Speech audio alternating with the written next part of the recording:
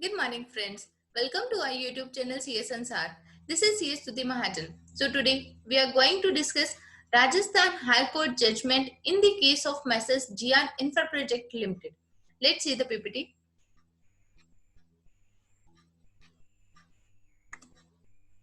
Let's see. Rajasthan High Court in the case of Messrs. Gian Infra Projects Limited. Case covered Rajasthan High Court judgment dated 5th August 2020. Petitioner party Messrs. GI Infra Projects Limited and the respondent Union of India. This is the judgment from the Rajasthan High Court in the case of Messrs. GI Infra Projects Limited versus Union of India. तो इस judgement के अंदर क्या कहा गया है? The petitioner herein has sought to challenge the notification number dated 9th October 2019 under Next 4 issued by the Ministry of Finance, Government of India, introducing sub rule 4 to Rule 36. तो इस जजमेंट के अंदर चैलेंज किया गया है rule 36 sub rule 4 को.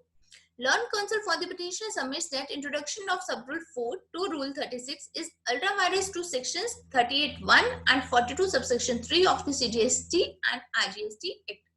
तो उसके अंदर क्या बोला गया है? उसने रूल 36 सब रूल 4 को चैलेंज किया है. क्यों चैलेंज किया है? कि अगर ये रूल आता है तो ये अल्ट्रावायस कर देता है सेक्शन 38 सबसेक्शन 1 और section 42 subsection 3 of the CGST act को.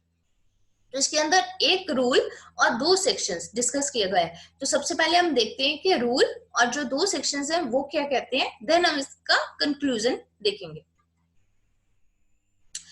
इसके अंदर इस पिटीशन में चैलेंज किया गया रूल 36 सब रूल 4. तो rule 36 sub rule 4 of the CGST rules 2017 says ये क्या कहते हैं, इनपुट टैक्स क्रेडिट रिस्ट्रिक्शन. तो ये जो रूल है वो आईटीसी को रिस्ट्रिक्ट करता है. कैसे? Rule 36 4 of CGST rules 2017 inserted white notification number 49 by 2019 dated 9th October 2019 and it was made applicable with effect from 9th October 2019. तो 36 सबसेक्शन 4 रूल जो आया है इंसर्ट किया गया है vide notification number 49 by 2019 dated 9th October 2019. इसके through ये वाले रूल को इंट्रोड्यूस किया गया. अब ये रूल क्या कहता है? Rule 36(4) says ITC to be availed by a registered person in respect of invoices or debit notes the details of which have not been uploaded by the suppliers under subsection 1 of section 37 shall not exceed 20% of the eligible credit available in respect of invoices or debit notes the details of which have been uploaded by the suppliers under subsection 1 of section 37. जिसके अंदर वो क्या कह रहा है कि ITC जो है, हम आईटीसी कैसे क्लेम करते हैं? हमारे 2A के अंदर जो आईटीसी आता है उसको हम क्लेम कर सकते हैं. लेकिन ये क्या कहते हैं कि आईटीसी जो है 20% से ज्यादा डिफरेंशिएशन नहीं होनी चाहिए.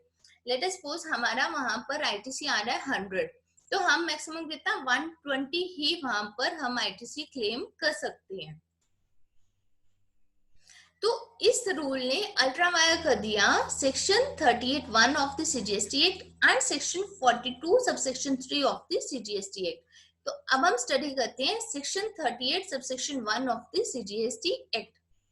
Section 38 subsection 1 says every registered person other than an input service distributor, a non-resident taxable person, a person paying tax under the provisions of section 10 और सेक्शन 51 और सेक्शन 52.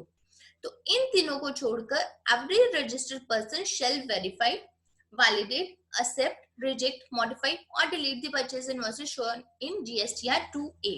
तो हमारी जो जीएसटीआर 2A के अंदर जब हम परचेज करते हैं तो जीएसटीआर 2A में जब हम अपनी समरी चेक करते हैं तो हर रजिस्टर्ड पर्सन उसको वेरीफाई कर सकता है, वैलिडेट कर सकता है, एक्सेप्ट और रिजेक्ट भी कर सकता है, मॉडिफाई और डिलीट भी कर सकते हैं जो परचेज इनवॉइसेस उसके अंदर शो की गए.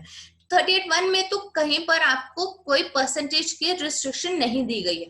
उसने सिंपली बोला है shall verify, validate, accept, reject, modify और delete the purchase invoices shown in GSTR 2A. लेकिन कहीं कोई परसेंटेज वाइज कोई रिस्ट्रिक्शन नहीं है. And section 42 subsection 3 of the CGST act says ये क्या कहता है? Discrepancy in input tax credit, if any, to be communicated. where the input tax credit claimed by a recipient in respect of an inward supply is in excess of the tax declared by the supplier for the same supply, or the output supply is not declared by the supplier in his valid returns. The discrepancy shall be communicated to both such persons in such manner as may be prescribed. Let us suppose हमारे पास जो हमारी 2A आई है उसके अंदर जो input invoices हैं वो कम है, मींस सप्लायर ने कोई जो सेल है वो एंटर नहीं की है, लेकिन हमारे पास वो इनवॉइस है। तो उस केस में उसने क्या कहा है कि आप उसकी डिस्क्रिपेंसी को कम्युनिकेट कर सकते हो, लेकिन कहीं पर भी आईटीसी को अवेल ना करने के लिए आपको रिस्ट्रिक्ट नहीं करता, एक्ट कहीं पे भी आपको रिस्ट्रिक्ट नहीं करता। बट जब रूल आया तो रूल ने आपको रिस्ट्रिक्ट कर दिया अप टू 20% तक, कि मैक्सिमम जितना आपके पास 2A में है मैक्सिमम आप 20% ही इन एडिशन टू दैट आप क्लेम कर सकते हो। जो आपके 2A के अंदर आ रहा है आईटीसी उसका मैक्सिमम 20% तक आप एडिशनली क्लेम कर सकते हो। सो दैट मीन्स एक्ट की वैलिडिटी वहां पर खत्म हो गई जहां पे वो वाला रूल आया।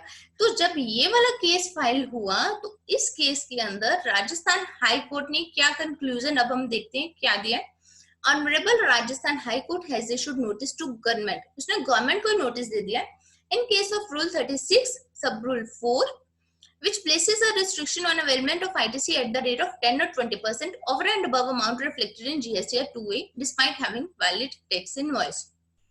तो उसने क्या बोला है कि इन केस अगर पार्टी के पास वैलिड टैक्स इनवॉइस है तो जो आपके रिस्ट्रिक्शन है कि पार्टी के पोर्टल पे शो नहीं हो रहा लेकिन पार्टी के पास टैक्स इनवॉइस है, तो उस केस में आप 10 और 20% के रिस्ट्रिक्शन है वो एप्लीकेबल नहीं कर सकते हो।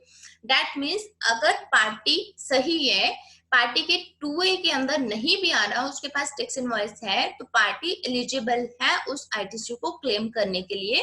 और 36(4) जो कहते हैं कि परसेंटेज को रिस्ट्रिक्ट करता है उसको विड्रॉ कर दिए गए कि उसकी कोई सेंस नहीं बनती है। अगर आपके पास वैलिड टैक्स इनवॉइस है तो आप उसको क्लेम कर सकते हो। Issued notice to the respondent returnable within 6 weeks, तो 1.5 मंथ और 6 वीक्स के अंदर ये जो उसको आईटीसी है ये उसको रिटर्न कर दिया जाएगा। So this is all for today. Thank you for watching this video. Please subscribe to our YouTube channel CS Ansar. Till then, keep following CS Tuti Mahajan CS Ansar. Thank you.